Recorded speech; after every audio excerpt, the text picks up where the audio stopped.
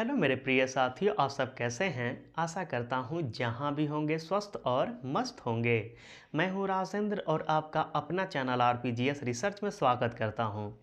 मेरे साथियों, आज यूपी टेट 2026 जो आपका पेपर जुलाई में होने वाला है, उससे संबंधित पर्यावरण की क्लास में विश्व के प्रमुख ज्वालामुखी पर चर्चा करेंगे। मेरे साथियों, ज्वालामुखी के कई प्रकार होते हैं। उनमें से एक प्रकार है सक्रियता के आधार पर ज्वालामुखी का वर्गीकरण।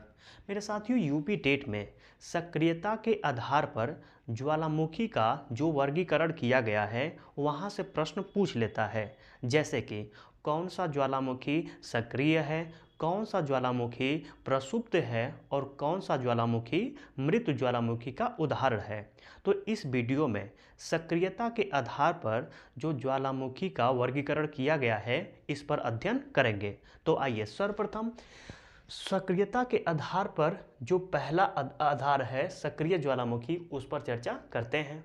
मेरे साथियों, सक्रिय ज्वालामुखी का परिभाषा होता है ऐसा ज्वालामुखी जो वर्तमान में सक्रिय है, उसे क्या कहेंगे? सक्रिय ज्वालामुखी।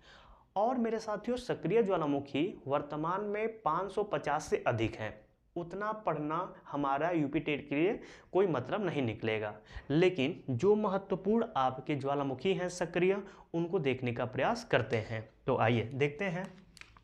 पहला है ओजोस डेल सलेडो। मेरे साथियों, यह है अर्जेंटीना। कहाँ पे है?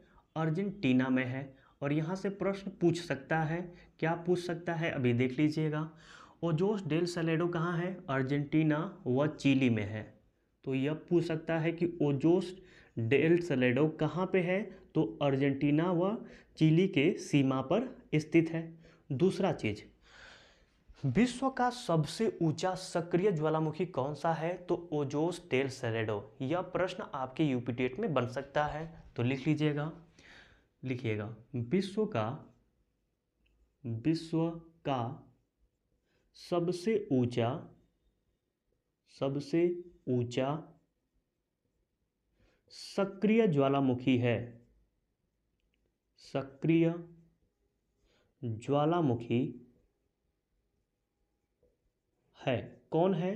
तो ओजोस डेल सलेडो। ध्यान रखिएगा और इसको इंपॉर्टेंट कर लीजिएगा, बहुत इंपॉर्टेंट है। ठीक है। कोटोपैक्सी कहाँ है? तो मेरे साथियों, यह है इक्वाडोर में है। और इससे प्रश्न क्या बन सकता है? एक तो सीधे पूछ सकता है कि कोटोपैक्सी कहाँ स्थित है ज्वालामुखी, तो इक्वाडोर। और यह विश्व का दूसरा सबसे ऊंचा सक्रिय ज्वालामुखी है। एक बात ध्यान रखिएगा, यदि पुराना पब्लिकेशन देखेंगे तो वहाँ पे विश्व का सबसे ऊंचा सक्रिय ज्वालामुखी कोटोपैक्सी को दर्शाया होगा या ऑप्शन में आ जाएगा, लेकिन गलत है। वर्तमान में कौन सा है सबसे ऊंचा? Ojos del Salado. तो यह ध्यान रखिएगा, यदि यह ओजोस डेल सलेडो ना ऑप्शन में रहे तो कोटोपैक्सी को टिक कर सकते हैं। ठीक है। देखिएगा, कहाँ पे है कोटोपैक्सी? इक्वाडोर। और इससे संबंधित कुछ पॉइंट लिख लीजिएगा। लिखिएगा, विश्व का दूसरा सबसे ऊंचा सक्रिय ज्वालामुखी।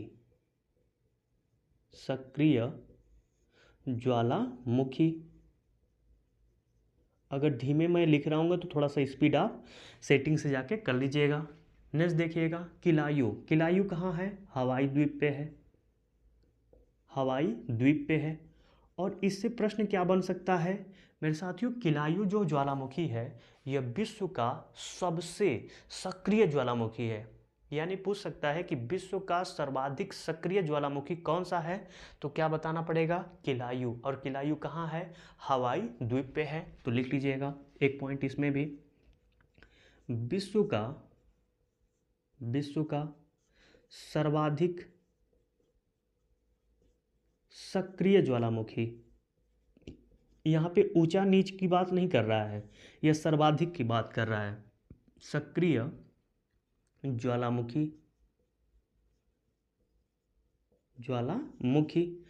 अब कुछ ज्वालामुखी हैं जहाँ से पूछ सकता है कि कहाँ पे अवस्थित है, उनको देखने का प्रयास करते हैं। माउंट लोआ, ये कहाँ पे है? तो मेरे साथियों, यह है आपका हवाई द्वीप पे है। ठीक है। नेक्स्ट देखिएगा, माउंट इरेबस ये कहाँ पे है? तो यह है आपका रास द्वीप, रास द्वीप। और रास द्वीप कहाँ पड़ता है?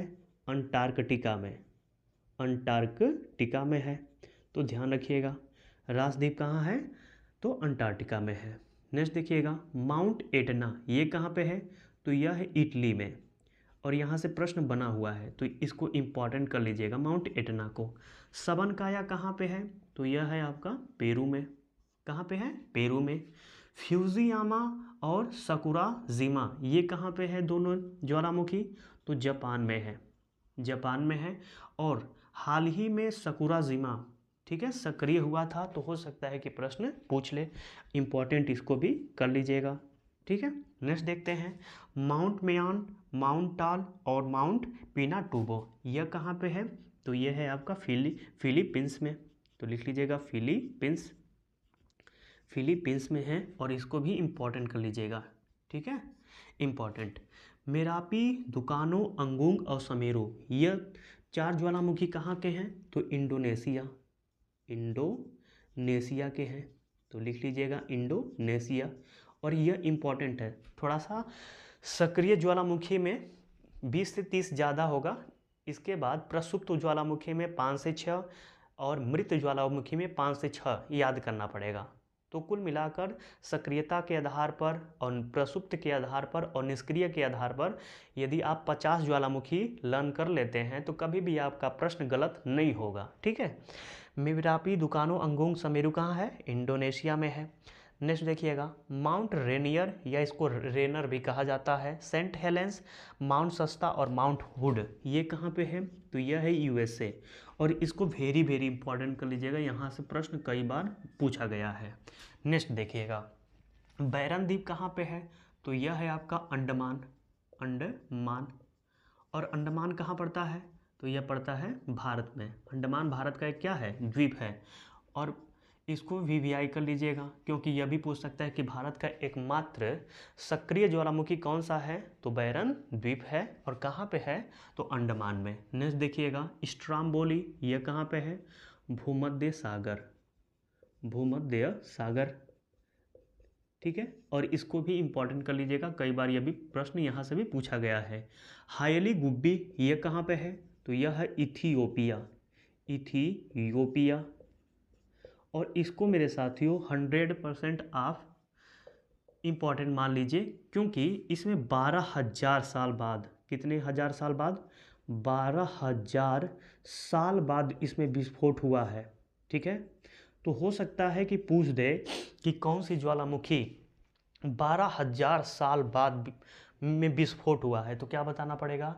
हायली गुब्बी। और कहाँ है? इथियोपिया।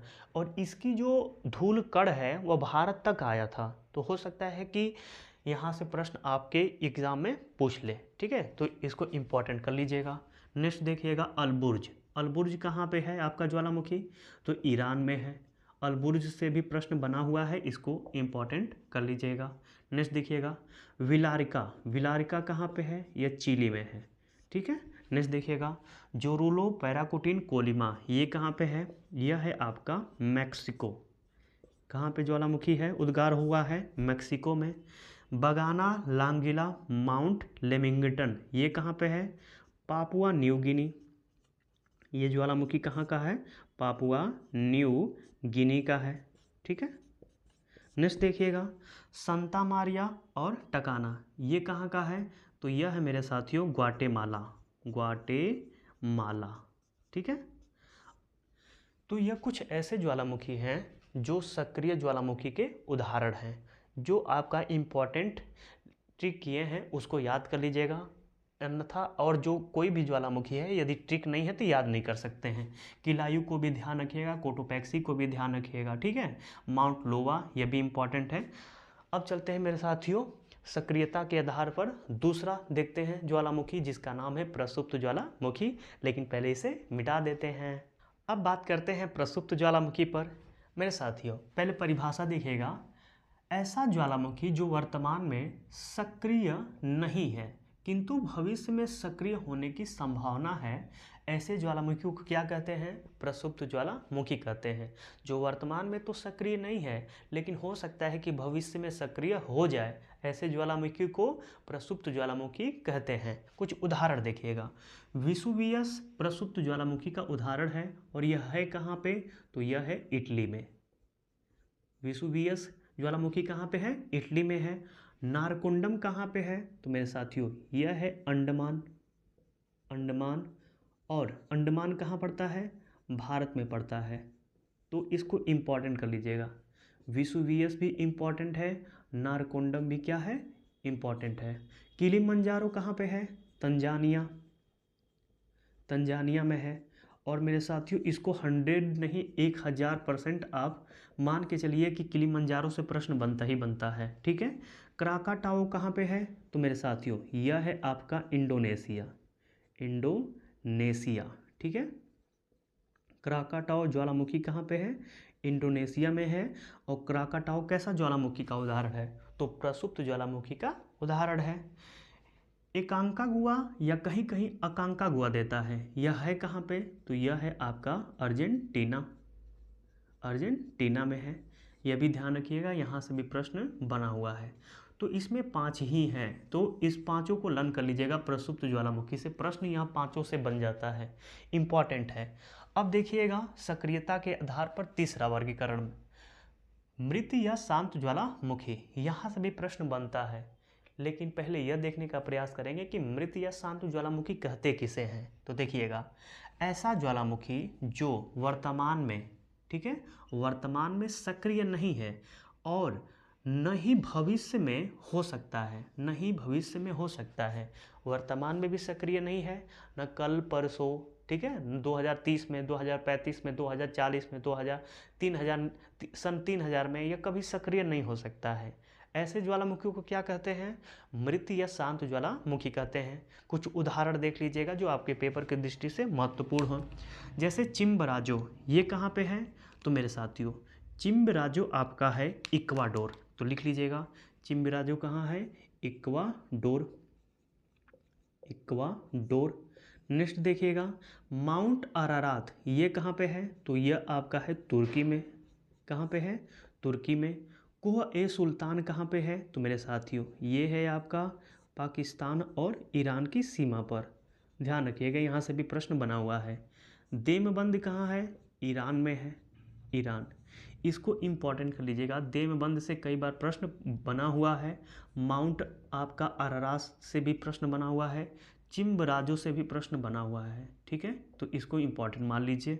ठीक है। पोपा कहाँ पे है? म्यांमार। ठीक है ना, पोपा म्यांमार। और माउंट किनाबालू ये कहाँ पे है? मलेशिया। ये कहाँ पे है? मलेशिया में है। ठीक है, इसको भी इम्पॉर्टेंट कर लीजिएगा माउंट किनाबालू को, यहाँ से भी आपका प्रश्न बना हुआ है। तो मेरे साथ ही यूपी टेट में सक्रियता के आधार पर वर्गीकरण से प्रश्न बनता है। तो इस वीडियो में जो भी सक्रियता के आधार पर सक्रिय ज्वालामुखी के कौन कौन से उदाहरण हैं, प्रसुप्त ज्वालामुखी के कौन कौन से उदाहरण हैं, निष्क्रिय या मृत ज्वालामुखी के कौन कौन से उदाहरण हैं, यह सब कुछ देख लिए। तो आज के वीडियो में इतना ही। आज का वीडियो आपको कैसा लगा? यदि अच्छा लगा होगा तो इस वीडियो को ज़्यादा से ज़्यादा शेयर करिए। और जो मेरे मित्र अभी इस चैनल पर नए हैं वह इस चैनल को सब्सक्राइब भी कर ले। मिलते हैं नेक्स्ट टॉपिक के साथ नेक्स्ट वीडियो में। आज के लिए धन्यवाद।